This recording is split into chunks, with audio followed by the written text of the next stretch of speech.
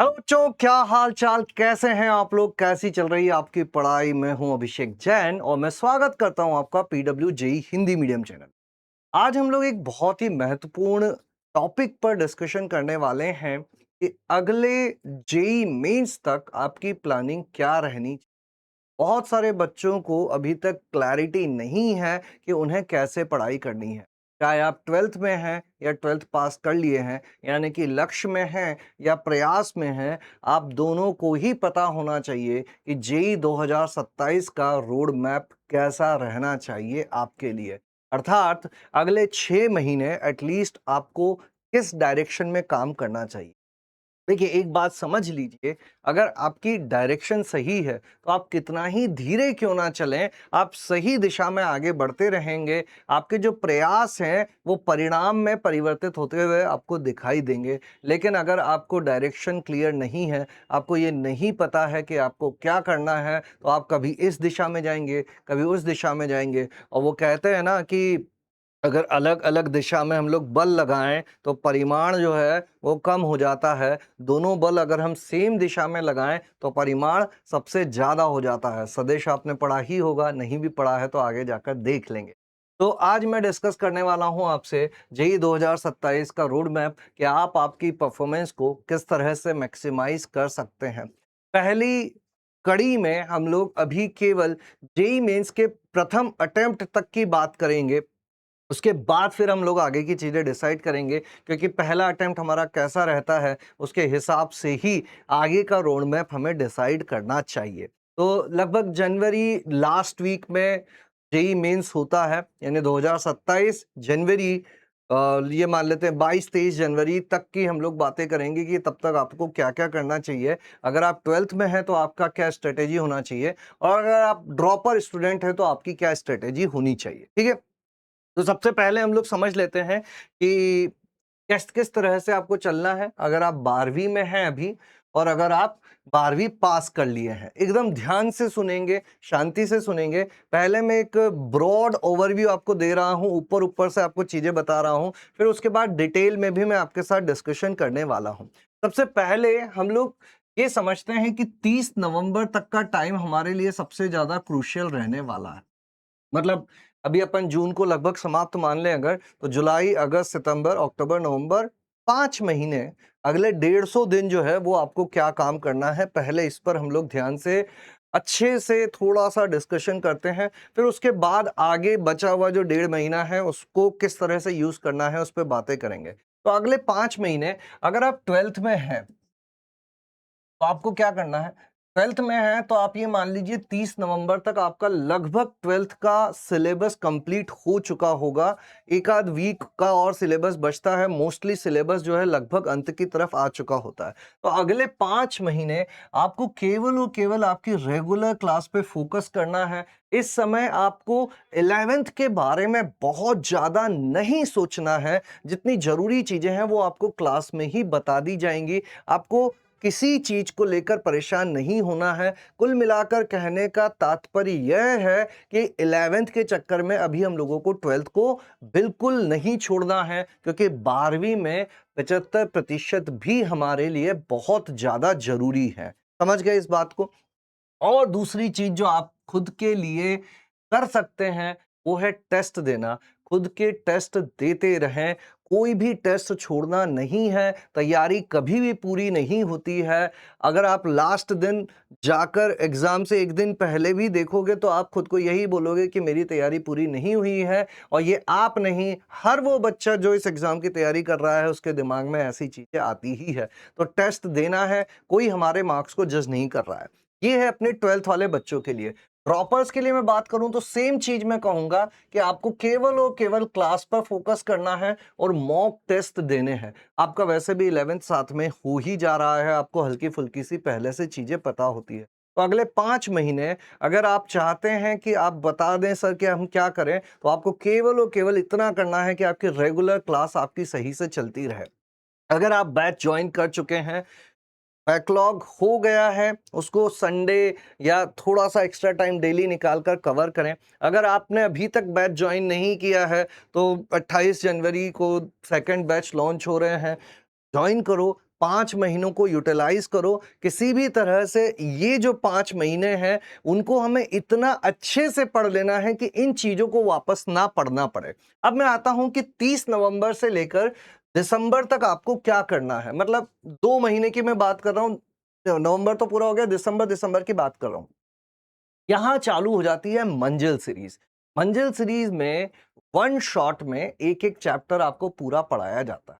ये सबसे क्रूशियल होता है अपने लक्ष्य वाले बच्चों के लिए, क्योंकि मैं बोल रहा हूं अभी आपको 11th पे फोकस नहीं करना है, आपको 12th पर ही फोकस करना है। तो यहां पर आएगी मंजिल सीरीज, जिससे आपको आपकी पूरी 11th करने की कोशिश करनी।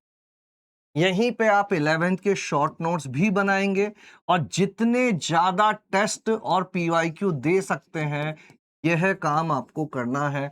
ये एक महीना आपके लिए 11th को लेकर सबसे महत्वपूर्ण महीना रहेगा। इसी टाइम पे आपको 11th की तैयारी करनी होगी। इससे पहले बहुत ज्यादा 11th के पीछे नहीं भागना है। जो जरूरी चीजें हैं वो क्लास में हो जाएंगी। जो ड्रॉपर हैं उनकी क्लासेस चलती रहेंगी, थोड़ा बहुत सिलेबस बाकी रहता है, 31 दिसंबर तक वो भी कंप्लीट हो जाता है। तो आपको रेगुलर क्लास पर भी फोकस करना है। आपको मंजिल से अब आपको क्या करना है, जो ड्रॉपर बच्चे हैं उनको ये करना है कि कोई चैप्टर अपना छूट गया, किसी में डाउट है, किसी में समझ में नहीं आई थी चीजें, कोई वीक है, तो उसको मंजिल सीरीज से कवर करना है। उसी चैप्टर के शॉर्ट नोट्स बनाने हैं और भाई टेस्ट और पीवाईक्यू तो आपको भी देना ही है। यहां तक चलेगी अपनी बात मंजिल सीरीज से पुरानी चीजें कवर करने की। 12वीं वाले 11वीं कवर करेंगे और जो प्रयास वाले बच्चे हैं वो उन चैप्टर्स को कवर करेंगे जो वीक रह गए हैं। अब अगले 15 दिन, 1 जनवरी से 15 जनवरी तक हम लोगों को पूरी तरह से मंजिल सीरीज पर डूब जाना है और शॉर्ट नोट्स बनाने हैं जितने ज्यादा हो सके। क्योंकि ये क्यों बोल रहा हूं मैं, ये शॉर्ट नोट्स ना केवल आपके जनवरी अटेम्प्ट में काम आएंगे या अप्रैल अटेम्प्ट में, जेई एडवांस में भी काम आएंगे और आपके बोर्ड्स में भी काम आएंगे।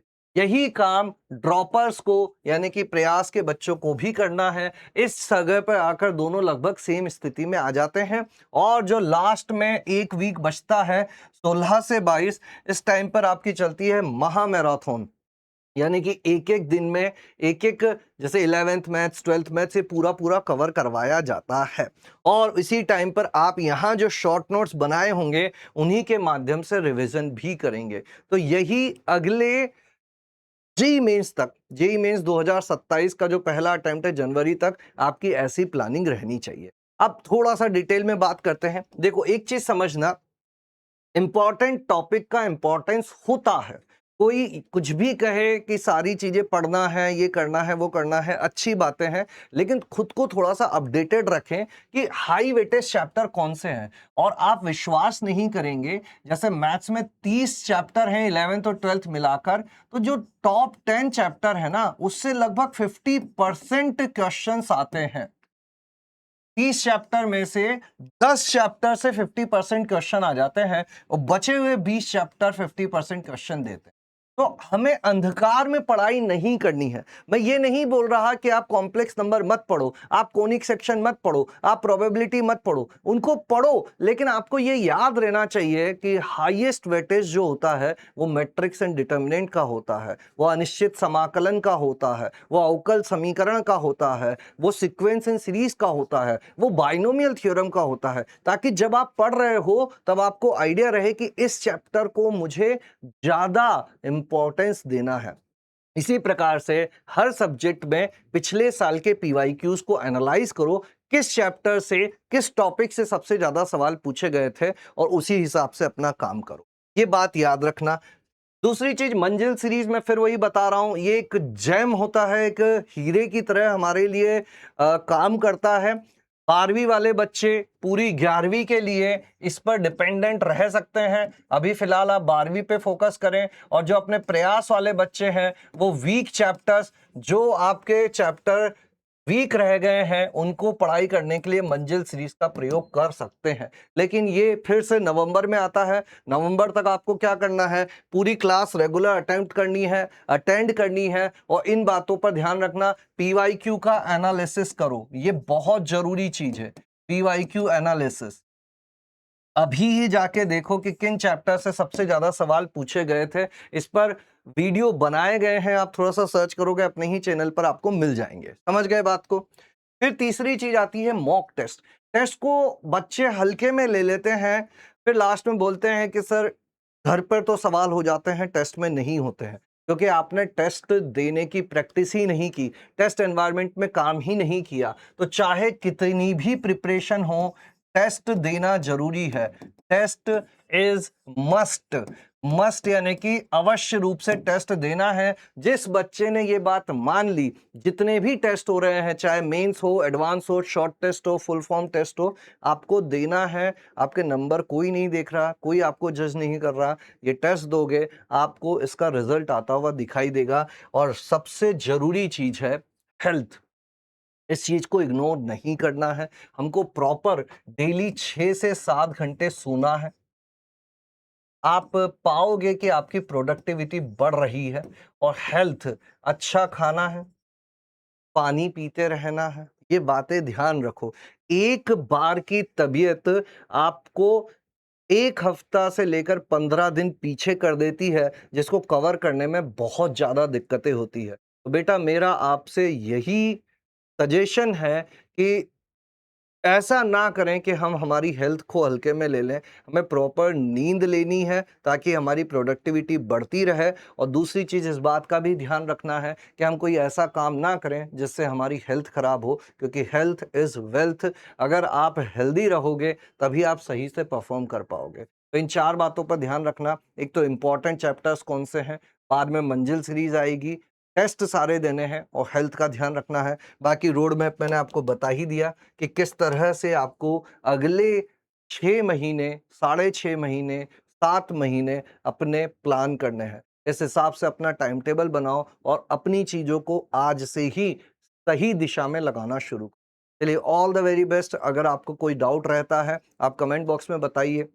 एक बार लास्ट में मैं फिर से बता देता हूँ, अगर बैच ज्वाइन कर लिया है, बैकलॉग है, तो उसको फटाफट से कवर करके ट्रैक पर आ जाओ। और अभी तक नहीं ज्वाइन किया है, आपके पास आखिरी मौका आ रहा है। 28 जून को बैच लॉन्च हो रहे हैं, उनको जाकर ज्वाइन करो और अपनी प्रिपरेशन को सही डायरेक्शन में एनर्जाइज करो। चलिए, आज के लिए इतना ही। मिलेंगे अगले सेशन में कुछ और ऐसे ही टॉपिक्स के साथ। तब तक के लिए थैंक यू, धन्यवाद, tata, bye bye, good night.